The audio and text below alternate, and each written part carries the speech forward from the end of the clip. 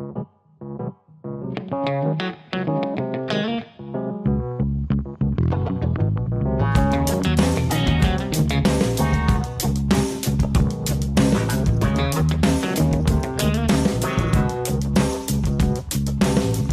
everyone, welcome back TV spoilers. Reveal that Victor Newman has never believed in coincidence, especially not when small. Scattered traces begin to align into a straight line pointing back to years he thought he had buried along with the past. This time, the story doesn't begin with a public shockwave or a familiar power play. It begins with something far more unsettling, a primitive, relentless uneasy sense that something is hidden beneath the ground, and that the deeper he digs, the more he risks uncovering pieces of life capable of collapsing an entire empire. Carrying the Newman name, Victor isn't chasing the truth simply to win. He is chasing it because he knows that if someone else finds it first, that truth will be sharpened into a weapon aimed at his family's reputation and the legacy he built with grit, blood, and sheer will. With the help of his team, Victor gains what he needs most right now: speed and discretion. The people who work for Victor understand the unspoken rule of fewer witnesses means fewer leaks. Yet that very secrecy thickens the tension like fog because everyone can feel this isn't routine. Victor says little, but every order is precise, every call clipped, every decision delivered like a clean cut. He allows no margin for error, no emotional hesitation. And yet, the cruel irony is that he is the one struggling hardest to keep emotion from spilling through the cracks. Because the deeper this investigation goes, the more Matt's name appears in places it shouldn't until it no longer feels like a distant mystery, but a question that brushes too close to bloodlines, to identity, to the things Victor has always treated as untouchable. The rumor of a buried body might sound like gossip, exactly the kind of sensational story Genoa City recycles when it runs out of distractions. But when it reaches Victor, it stops being gossip and becomes a warning. In Victor's world, a body isn't just death. A body is evidence. A body is forced silence. A body is proof that someone once decided the only way to keep a secret from speaking was to bury it. And if the body is real, it means someone believed the truth was too dangerous to survive above ground.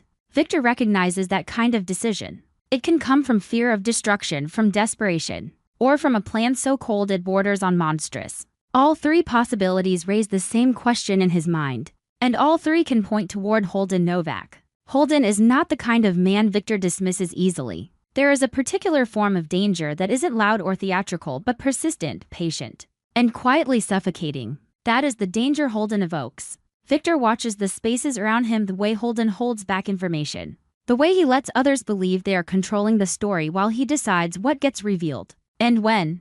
To Victor, Holden is like a hairline crack in glass. At first it looks harmless, barely worth attention, but the longer you stare, the more you realize it's spreading, and by the time you finally acknowledge it, the entire surface is at risk of shattering. What truly angers Victor isn't simply that Holden has secrets. It's the sense that Holden may be holding a secret connected to Matt, and that secret, exposed at the wrong moment, could turn Victor into the one reacting instead of commanding. The first leads Victor receives aren't enough to convict anyone, but they are enough to steal his sleep. Matt's background contains strange blanks and contradictions, as if someone rewrote his history line by line, editing every detail to guide the world toward a safer conclusion. But safe for whom? Victor refuses to let instinct replace proof, even when fear pushes him to. He orders his team to peel back each layer of data, cross-check every trace, and follow every point where Matt vanishes from one record only to appear in another.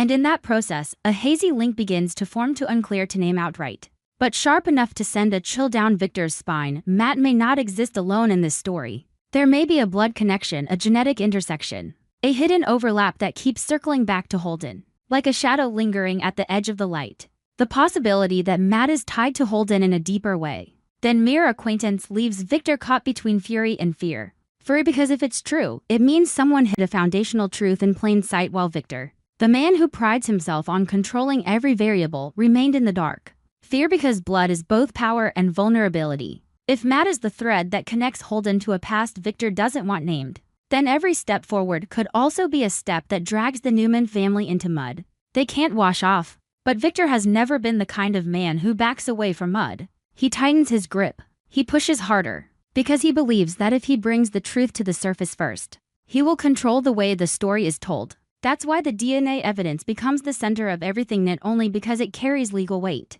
but because it cannot be bargained with. Words can be twisted. Witnesses can be bought. Memories can be manipulated. But DNA doesn't negotiate. Victor clings to that cold certainty like a blade. It will either sever every doubt, or it will cut straight into him. That internal struggle winds him tighter and tighter. He wants the evidence to force Holden into a corner. But he also understands it may force Victor himself into a place where reputation, power, and truth no longer stand on the same side. As Victor's team closes in on the site where they suspect the body is buried, Victor begins to sense something else with alarming clarity. The silence surrounding this story isn't accidental, it's engineered. Someone has been careful enough to make sure no one asks the right questions, careful enough to keep the pieces from ever meeting. And now that the pieces are starting to touch, Victor feels both satisfaction and dread. Because anyone who worked this hard to bury the truth will not calmly watch it being unearthed. Every new report Victor receives is not just information, it is a measure of risk. He calculates who might strike first, who is watching, who is waiting for the right moment to turn this investigation into an accident, a disruption, a counterattack. What makes it worse is that the ambiguous relationship between Matt and Holden begins to smell less like coincidence and more like a deliberate fog, possibly even coordination.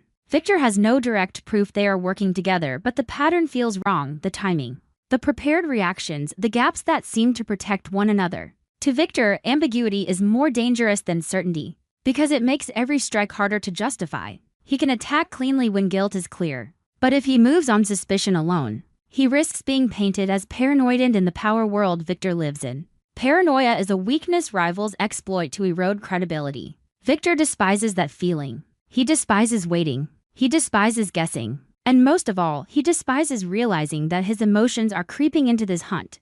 Because Matt is no longer a neutral name. Matt is a question that touches family, legacy, blood, and the very things Victor has always used power to protect. Still, Victor continues because retreat is not an option. Each step forward is a reminder that this is not curiosity, it is survival. If Holden truly has ties to a buried body, then Holden is not merely a man with secrets.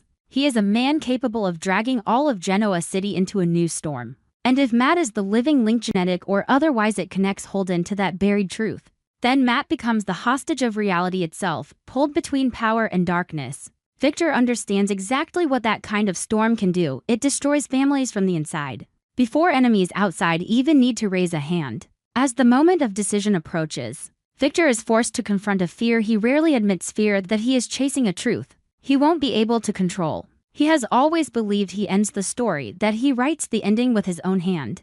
But DNA does not obey. A body cannot lie.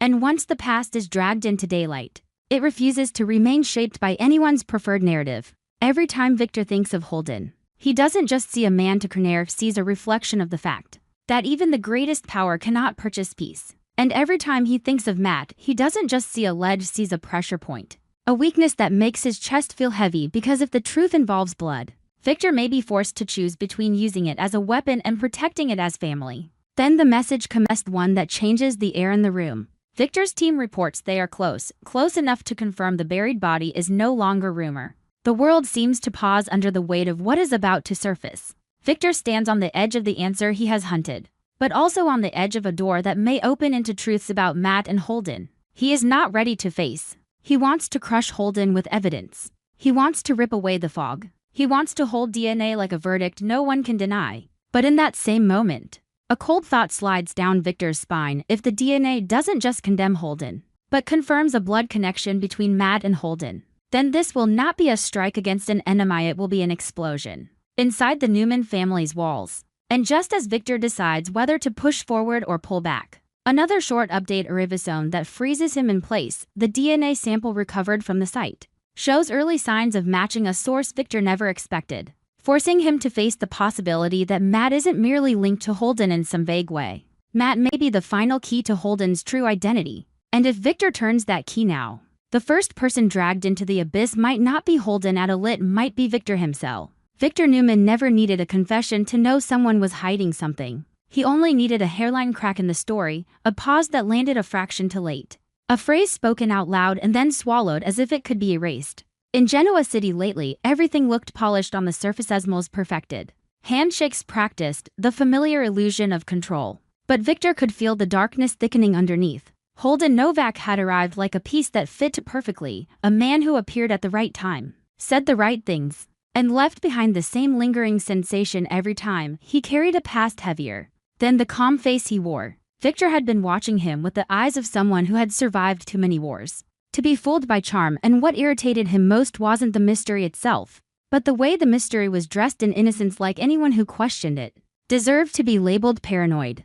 The spark didn't come from a clear piece of evidence. It came from a moment that looked accidental, until Victor's instincts refused to let it stay that way. He happened to overhear a conversation between Audra and a stranger, and the phrase "the old thing in LA" surfaced like a coded message. To anyone else, it might have sounded like a messy memory or private history best left unspoken. To Victor, it was a sign of something sealed off on purpose, an event so dangerous it could only be referenced indirectly, only when both people believed no one in the room was sharp enough to understand. That single phrase gave shape to suspicions Victor had already been carrying about Holden. He no longer saw Holden as simply vague or guarded. He saw him as a concealed card tied to a past Audra was circling to. No matter how carefully she tried to act uninvolved, the way her voice dropped, the way the conversation ended too abruptly, like they'd brushed against an old wound, sharpened Victor's certainty. LA wasn't just a place. It was a door. Victor didn't rush in like a man hungry for a dramatic reveal. He chose silence, but it was the silence of a predator. He let the moment pass as if it meant nothing, giving the people involved enough comfort to believe they were safe. And then he moved quietly, efficiently, using the kind of power that didn't need attention to be lethal. Victor activated his network and began pulling on every thread connected to Holden Novak. He wasn't chasing gossip. He was hunting for patterns, gaps in records, contradictions in timelines. Details scrubbed to clean to be natural. Each update his team brought back didn't calm him, it chilled him, because the less they found, the more it suggested someone had worked hard to make sure nothing could be found. In Victor's mind, Holden wasn't just a man with secrets. He was a man with a reason to fear those secrets being exposed. And fear was the birthplace of desperate choices. Then the first real irregularity appeared, not on paper but on the ground. At the edge of Genoa City, there was a patch of land disturbed in a way that didn't feel random. It wasn't the casual mess of weather or animals. It looked like digging followed by a rushed cover-up, like hands moving too fast. Someone trying to hide evidence and disappear before the earth settled. Victor studied that detail and felt something cold slide down his spine. Because he knew what places like that usually held answers that came with a cost. He also knew that from this point forward, he could not afford to be wrong. If he dug and found nothing, Holden would turn himself into a victim and Victor into a paranoid hunter.